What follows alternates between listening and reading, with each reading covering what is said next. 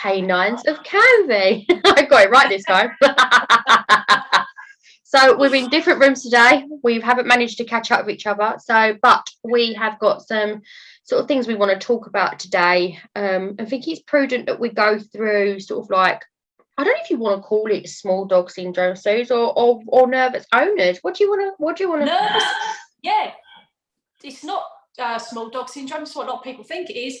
It's nervous owners, because they think they've got this small dog, that it's so precious and it's like China, and that they're terrified of every other dog that's slightly bigger than it, that's gonna automatically every big dog is going to want to eat it, which is not the case at all. And they need to understand that despite the sizes of the dog, as we always say, it's energy. So you could have a little dog with a huge energy that would overpower a big dog, no time at all. You can get a Chihuahua boss a pit bull, I think it's a very good point to make here about the killer cat. The killer cat is a very good example of this conversation. Yeah. Going slightly off piste, but it will make sense. It will make sense. Yes. So I was walking down the road and I had a scenario where I was looking after my friend's baby. He's in the pram. I've got my buddy dog attached to the pram, and this cat come out of nowhere, literally. And as we was going towards it, I was thinking, we'll move out of the way in a minute. And this cat was getting bigger and bigger and bigger. You know how they go like that, like a massive arch. And I was like, it's not going out of the way. And there was a tiny little path, and I was thinking, I was on the main road as well. I'd love to have been a fly in the wall. I would have done. I'd have loved to have seen this cracking. Anyway, so this cat's getting bigger and bigger, and it's kind of like arching its back, and it's doing this. And Buddy's kind of like, oh, what's this? Sort of like, what's going on? What is it, Mum? And I was like, no, stay this side of the pram, mate. I'll deal with it. So as per usual, leadership roles, whatever it is, if it's a perceived danger for the dog, you have to step in. So I've got the pram here. I've got the dog this side. And this cat's just literally come out of nowhere like this. And literally just scrapping with the dog. I've got the dog on the lead, and I'm like now trying to grab the cat away from the dog. But this just goes to show it's energy. Like, my dog was afraid of the cat. Like, my dog is like probably twice, maybe even 3 times bigger than a cat, right? He's small, but he's not. He's bigger than a cat. And he actually crapped his pants, and he was like, whoa, and he was trying to get away from the pram. The pram was going all over the show, and I'm trying to get the cat away, and the cat was coming up with its claws and blah, blah, blah. So this just goes to show, when you've got a situation, even with a cat, they all know energy, and they all perceive it the exact same way. There's a dog. The only real reason why a dog would interpret something different would be if it's not been socialized. That would be the only reason, if it kind of went a little bit different or a little bit wrong, a bit sideways. But crack on, go on. Thought I'd tell you my little tidbit about the killer cat. We've all used that term. I've used it in the past, but it's actually not, right? So all it is people that have smaller dogs tend to not be so disciplined with them. When they jump up, it's cute. When they're barking, it's cute. Everything's cute. So they tend to not discipline them as you would a bigger dog. So if you've got the bigger dog, your bigger dog, when it jumps up, you're going to discipline it because it's a big dog. It's going to hurt. And we know it's unacceptable. When a bigger dog barks, it's a loud bark, and you're like, no, stop it. So you'll always find, as say, like you say, unless if it's not been socialised, but bigger dogs are generally better behaved, because their owners are more apparent of their behaviour because of the sheer size of them. Oh, absolutely. Well, it's the sheer size. They have to have control of them because they have to have control. Exactly that. So when these people, like today when I was walking with the boys, and a couple's dog come trotting over to say hello to mine, and they panicked, and I said, no, it's okay. If yours wants to come up and say hello, that's absolutely fine. It was just a little trot. It wasn't anything major. It was just like a little plod along coming up, just wanted to say hi. And he come running up the owner, trying to grab it away, and I'm saying, what's the problem? Everything's good, the dogs are fine and they're getting on. But he was like, oh no, just in case. And this is just such the wrong behaviour to have, because then what he's gone and done, he's put all his nervous energy straight away into that dog and made it an issue. So now that dog will probably snap in the future.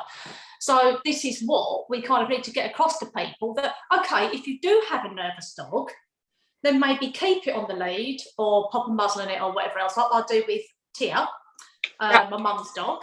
So I think, okay, she's a bit nervous.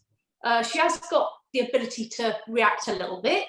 So I get her on her lead, I put her muzzle on, and, you know, I don't need to then panic near her. But it's a case of, well, I mean, even on Sunday, you know, that dog, because she is nervous, and we had that pup come over. Do you remember when we were staying outside yours, and that pup come over, and I had her lead, and I just let go of her lead, because I thought, if she wants to be able to fly, she can at that.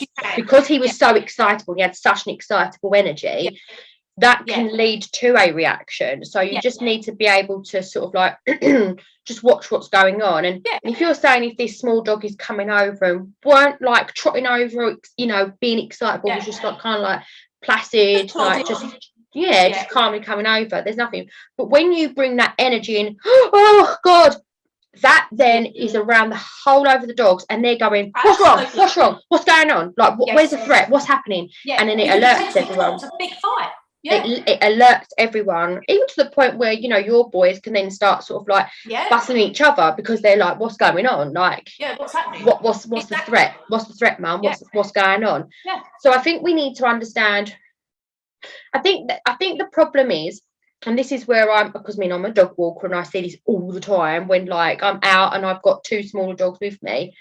I've got the what's the word? I've got the two scenarios in my brain, because I had an Akita who was 8 stone. He was big. He was a giant breed, and now I've got Buddy, who he's a medium-sized breed. So I see the difference. Now, when I used to walk Winnie, my old Akita, people used to move out of the way. I used to see him from miles, and they'd go, and they'd walk, and they'd cross the road immediately, right? I've not had that once when I've got Buddy. And it's really strange, because when I had Winnie and I'd had him on the lead, the only people that I would ever have problems with would be small dogs and their owners, because my dog would be on the lead purely because he's prey driven. He was a very prey driven dog, and I'd done a lot of silly things when he was a puppy that I should have corrected but didn't know, right? So I encouraged the whole chasing of legs and things like that when he was a pup, because I didn't know any difference. But I encouraged the prey drive in him a lot, and his recall wasn't great. So I used to take him to different places where I could let him off the lead. But if I saw someone coming, I'd immediately call him back, put him on his lead, because I didn't want him chasing after that dog. Now, listen to this, though. This is the scenario. You've got a big dog, an 8 stone dog, running toward a small dog. The owner panics. You've got a small dog running toward a big dog. We go, okay, don't worry, don't worry about it. We'll figure it out. There's a different scenario and a different way in which we play things out. So it's a very different. The dog, doesn't come down to dog breed. It comes down to the height, the size of them. It's everyone's brain. Everyone's like, that's my interpretation. That is what I've witnessed, evidence like throughout the years with both sides of my dog. So I don't know how you feel about that, but. Definitely. It's always been the same for me. I've got 3 German Shepherds, so you can imagine, literally, I'm like Moses parting the sea, right? It's just ridiculous. I've actually witnessed you walking them with people doing it to you, definitely. Yeah, and you just think, excuse me, I understand why people do fear, because, when big dogs, if you're not used to them, I do get it, I understand it. Excuse me. You're all right. But basically, I've got a little frog in my throat. Need my chamomile tea. Yeah.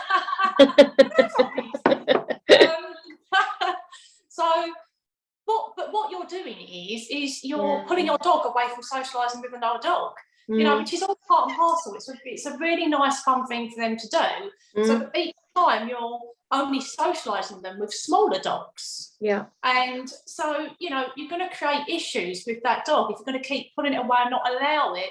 All you have to do is just say if you've got a nervous dog, well, you're nervous, just ask the owner, just be the responsible person, say, is your dog okay? Or mine's not, or, whichever, we should communicate more between humans so that we're not putting this fear into the dogs. So we get an idea of what their dog's like. They've got an idea of what our dog's like. Yeah, definitely. And we can deal with it tactfully, as it should be, rather than grabbing your dog. It's just insanity why people do that. So the kind of answer to all this is to communicate with the other owner and to discuss, like, can my dog come over? Is my dog all right? Now, but I've also had the scenario, which I think is important to actually say, is that I've had a scenario recently with a little Chihuahua, and the lady, lovely lady, is it right if my dog says hello to your dog? Now, we know Buddy, he's like, chilled out, he don't care. And I went, yeah, absolutely, of course. So I've got him on the lead, and then the Chihuahua, and then Buddy, because dogs don't understand their size. So it's very important to understand this, guys, that dogs do not actually know whether they're bigger or smaller. They don't have that interpretation like we do. They just feel the energy and they smell the smells, right? Their senses are in there, right? So Buddy's, of course, going over and he's sniffing his bum, and this Chihuahua is going underneath Buddy because it's tiny, right? And all of a sudden, this Chihuahua is like, like this, and obviously Buds has then like jumped up in the air, but I've had to let go of his lead because this Chihuahua's on a flexi lead. So I've had to let go because then this Chihuahua's kind of like going after him, right? So I've let go of his lead, and the lady's like, oh no, like, oh, he always does this. So that's what I was saying, like, she's immediately saying, can he say hello?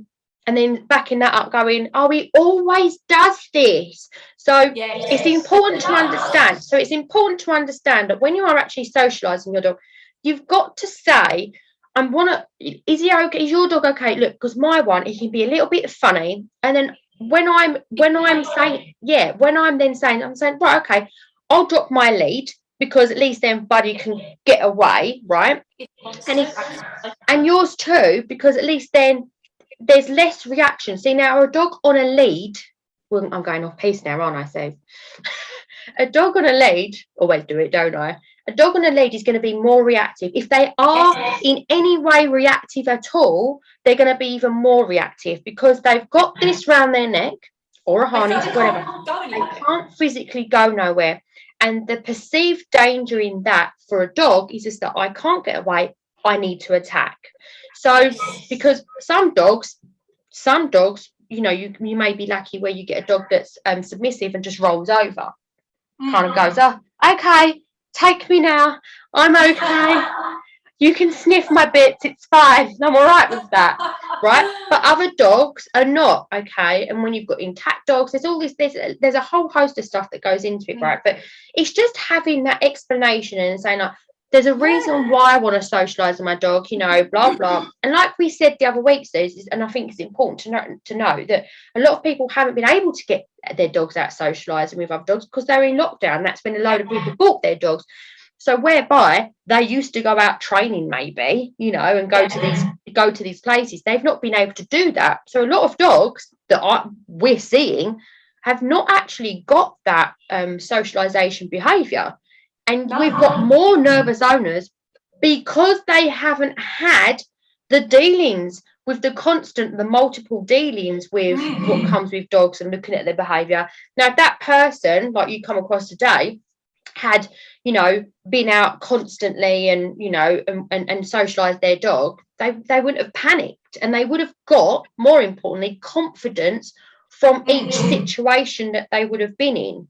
Do you know what I mean? Exactly. It's like I've kind of gone off piece there, but I hope that makes sense. No, not at all. That's good because that brings me back to Tia, where, like you say, with the lead dropping as well. I've obviously got the muzzle on her, not because she's ever bitten before, but she's reactive. It's just for my peace of mind, other people's peace of mind. Other people's, yeah, other people's as well. But I dropped her lead today when she met a dog, and the lady was fine. And I said to her, look, she's absolutely fine. I said, I've got the muzzle on. She can't do no harm because her dogs were bigger as well. If they'd have been little ones, I would have done it. Yeah. Because obviously, if they jump on the little ones, if there's a bit of a scuffle, it's going to hurt them more.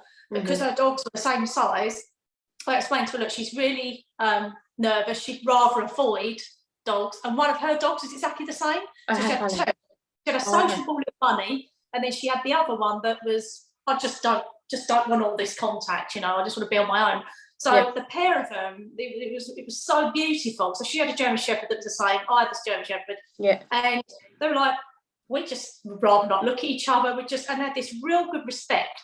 Yeah. And as I say, I've explained to this woman, you know, if she does pop, it's only just going to be a nose little kind of thing, punch. Yeah. Yeah. And then a Labrador come up, the sociable bunny, and it was a bit too much for Tia, and she was just like, boom, and did a little nose pop. It wasn't even a nose punch, really. It was just like a little kind of thing. And then the other dog got it and was like, oh, okay. And then they were all calm. And that's because I let the lead down, kept the muzzle on. So you let them sort it out themselves, basically. Let them sort it out themselves. And the woman was more than happy because she knew, you know, we were talking to each other and, you know, communicating about what the history of the dogs, which is really important. And everyone knows what they're doing, you know? Yeah. Oh, yeah, no, exactly.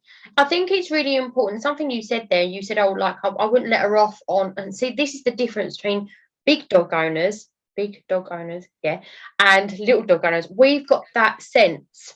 A common sense, not a common sense, maybe more logical thinking. Yeah. Because we're like, oh, we won't let them off with this little one in case they bash them or in case they fall on them or in case they jump. Because what little dogs tend to do and what people don't seem to realise, and this is what we're talking about with training, little dog, if a big dog, and I use this example, I did a post, didn't I, about small dog syndrome on our page, Canines of Candy on Facebook. But the scenario is very different. Now, my dog was 8 stone. If he jumped up, he would be higher than me, right? Now, if you've got a dog running towards you at speed and then jumps at you, the likelihood is that you're going to fall over, right? Yeah. Which happened to my aunt. He literally nearly pushed her into my pond in my back garden, my old back garden, right? And it was incredibly funny at the time because I thought it was hilarious. However, you know, she knew the dog, he knew her, blah, blah, blah. It was a different scenario. But if you're out walking, that happens. That is incredibly scary, right? Nobody wants that to happen to them. And obviously, you wouldn't encourage that either, right? No. But if a small dog does the same thing, everyone goes, oh, get down. Oh, bless them. Hello. Yeah. But it has a different, you know, it's a different level, isn't it? That the big dog's doing exactly the same as a little dog, but the person's perception and reaction is completely different. So this is where we have to have this common ground of respect for dogs of all sizes. They can't be treated differently. They all have to be treated exactly the same, which is why on our pack walks we have different, you know, different breeds, different sizes. I mean, we had Shih Tzus who are like that big, this tiny little one, with your German Shepherds, Doberman, Golden Retrievers. We've had all sorts, haven't we? And they don't know each other's sizes, and they all play. They're all happy with each other. They absolutely. Just watching them, they loved it, didn't they? It was just like watching kids in a playground, you know. Just and the amazing thing is not all big dogs get it, but majority of the time, big dogs do understand how to play more gentle with the little one. I know sometimes if they get in a ruckus where they're really having good fun and they forget and they bash into everything as they do, but as a rule, they do get it. They do get how they're quite respectful, aren't they? Yeah, they're quite respectful. Whereas more than anything, like you say, the little ones would be the ones that would be jumping up, snapping at them, kind of thing. Yeah, exactly. So it goes to prove on our pack walks that every single dog can get on. Oh, and yeah, without a doubt. It doesn't matter if they're small or big. If they've got a certain energy, you know, if the little Imperial one, Alex's little one, that's got a great big energy, you know, because it clearly, you know, just struts amongst all the big guys. And he don't care, does he? He's like, whatever. No, and that's the amazing thing. It goes to prove that case, doesn't it? Yeah. So, right, let's wrap it up then. So basically what we're saying is, if you've got a nervous dog or you've got a nervous, you know, you're nervous, please either avoid the situation, or put your dog on the lead, or explain to the person and say, are they okay? You know, mine's a little bit nervous. I'm trying to be, more confident in letting them approach dogs and blah, blah, blah. Just having that open and honest conversation, you're 9 times out of 10, you'll have a better experience, because those people will say, oh, actually, yeah, no, mine are absolutely fine. They've never done anything, or they've never hurt anyone, or blah, blah, blah, blah. And just be mindful of those situations. And I think another thing to say here is that obviously with us and the pack walks, and just to explain, we encourage all breeds, all sizes, at all ages to come along. And what we're actually seeing with that, we're getting some, regular people coming in, aren't we? And we're seeing such vast improvements, aren't we? It's so insane. And it's brilliant to witness all of these, these changes, transformations in front of your eyes, isn't it, basically? Yeah. Oh, sorry, I see my brother at the window. Yeah, sorry. He's waving keys at me from the window, but yeah, sorry. Crack on. Trevor! Right, so let's wrap it up then. So how do we want to finalize this and just tell everyone? Do you want to tell them about the pack walks, or do you want to do what we're doing on the pack walks? Yeah, so on the pack walks, we're showing to people, like you say, all dogs are all shapes and sizes can mix. We're doing a lot of training on helping people with pulling on leads. We're watching people's dogs, aren't we? We're watching each and every one of them, and we're correcting the owner's behaviour, the owner's behaviour as well. Because addressing, aren't we, as we walk in. So you get a lot out of this, not just a pack walk. You're getting a lot out of these pack walks, and I just find that if people just come along and bring their dogs on, no matter how nervous they are, or pop a muzzle on them if you feel like they're going to react, and we'll work it out on the walks. Yeah, no, definitely. How much improvement have we seen of the dogs that we've been doing already? Oh yes, it's insane, and it's brilliant to watch. It's so insane, and it's brilliant to watch, because it's just nice to be able to have it all kind of. Oh, what's that? Can you hear me? Sorry, I don't know what's going on here. I can hear you. Sorry. I think when I drive off, I'll stop hearing you, won't it, mate? Sorry, girl.